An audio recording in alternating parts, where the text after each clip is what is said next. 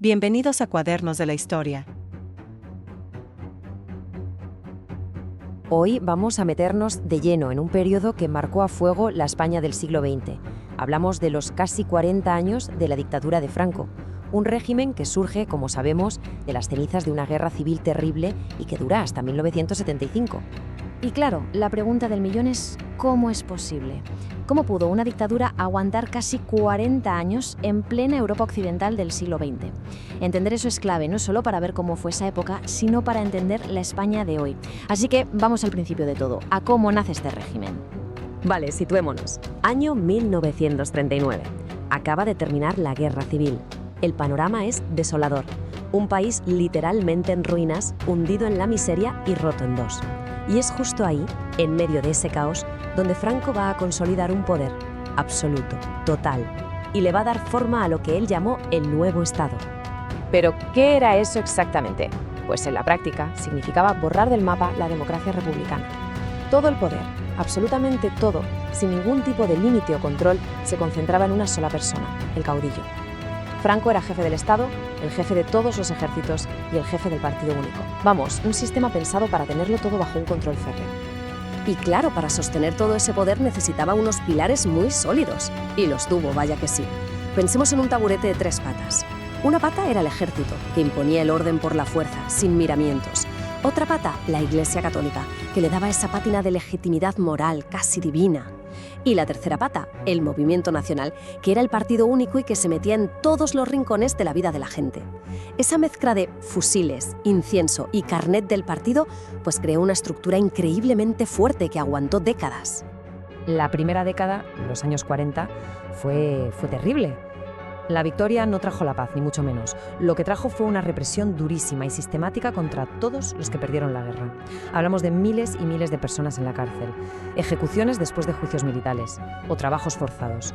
Y claro, muchísima gente, cientos de miles, tuvieron que huir al exilio. Esa España peregrina que desde fuera intentó mantener vivo el recuerdo de la República. ¿Y en lo económico qué pasó? Pues que el régimen se aisló completamente. Se cerró al mundo. La idea, impulsada por un nacionalismo a ultranza, era la autarquía, ser autosuficientes, no necesitar a nadie. Suena bien en el papel, ¿no? Pues el resultado fue un auténtico desastre. Las cartillas de racionamiento se hicieron parte del día a día. El hambre era una realidad para muchísimas familias y el extrapello, el mercado negro, era la única manera que tenía mucha gente para conseguir lo básico. Por algo se conocen como los años del hambre. Bueno, acaba la Segunda Guerra Mundial. Y claro, el régimen de Franco, que había simpatizado con Hitler y Mussolini, se queda solo. Se convierte en un paria, nadie lo quiere. Pero, de repente, el mundo cambia. Empieza un conflicto nuevo, la Guerra Fría, y esto, increíblemente, le va a venir de perlas a Franco. Va a ser su tabla de salvación.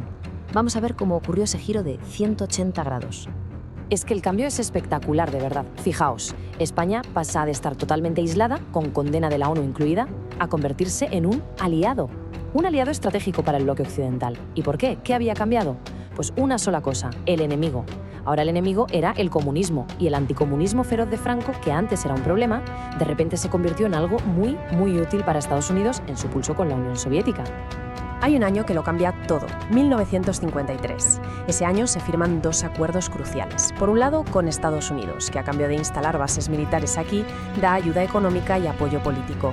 Y por otro, se firma un nuevo concordato con el Vaticano, que sella esa alianza entre la Iglesia y el régimen. Con esto se acabó el aislamiento.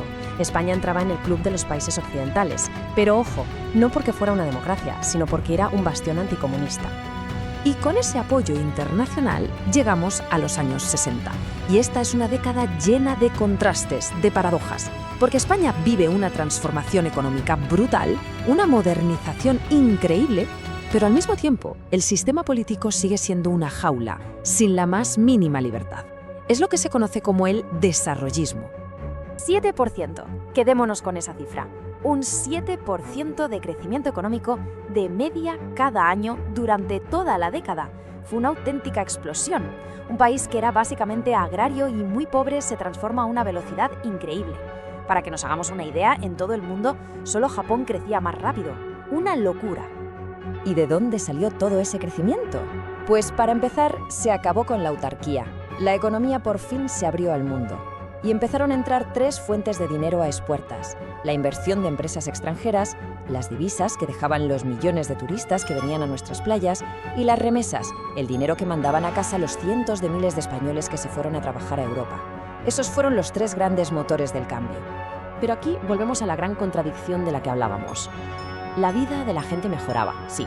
La gente se compraba su primer 600, su primera tele, pero seguía sin poder votar, sin poder leer un periódico que no estuviera censurado, sin poder crear un sindicato legal. El trato no dicho del régimen era: damos bienestar económico, pero a cambio hay que olvidarse de las libertades políticas. Y aquí viene lo irónico del asunto. Ese mismo desarrollo, ese cambio social que el propio régimen había permitido, empezó a crearle problemas, porque la sociedad española estaba cambiando a toda velocidad y, claro, empezaba a pedir unas libertades que la dictadura, por su propia naturaleza, no podía ni quería dar. La oposición ya no era solo la que venía del exilio, la de los republicanos que perdieron la guerra. No, ahora crecía una oposición desde dentro, mucho más joven y diversa. Estaba en las fábricas, con los sindicatos clandestinos como comisiones obreras. Estaba en las universidades, con las protestas de los estudiantes. Y estaba hasta en las iglesias, con curas y obispos que empezaban a criticar al régimen. Era una resistencia mucho más plural y que se notaba mucho más en la calle. Y si hay un momento que marca un antes y un después, ese es el proceso de Burgos, en 1970. Fue un juicio militar contra miembros de ETA que acabó con varias condenas a muerte.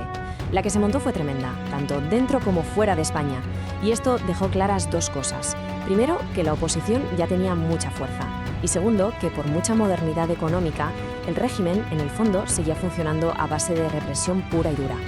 Y con esto entramos ya en la recta final.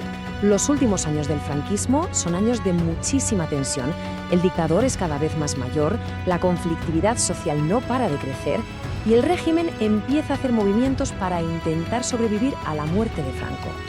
La estrategia del régimen, en esencia, tenía 2 partes. Por un lado, hacer algún que otro retoque para lavar la cara, como la ley de prensa del 66, que afloja un poquito la censura para dar una imagen más moderna. Y por otro lado, el plan sucesorio, nombrar al príncipe Juan Carlos como el futuro rey para garantizar que el sistema continuase. La idea era dejarlo todo, como decía el famoso lema, atado y bien atado. Pero los primeros años de los 70 son una olla a presión. Huelgas, atentados, protestas y la respuesta del régimen, que es siempre la misma, más represión. De hecho, las últimas ejecuciones de la dictadura son de apenas 2 meses antes de la muerte de Franco. Y finalmente, el 20 de noviembre de 1975, Francisco Franco muere. Se cerraba así un capítulo de casi 40 años en la historia de España.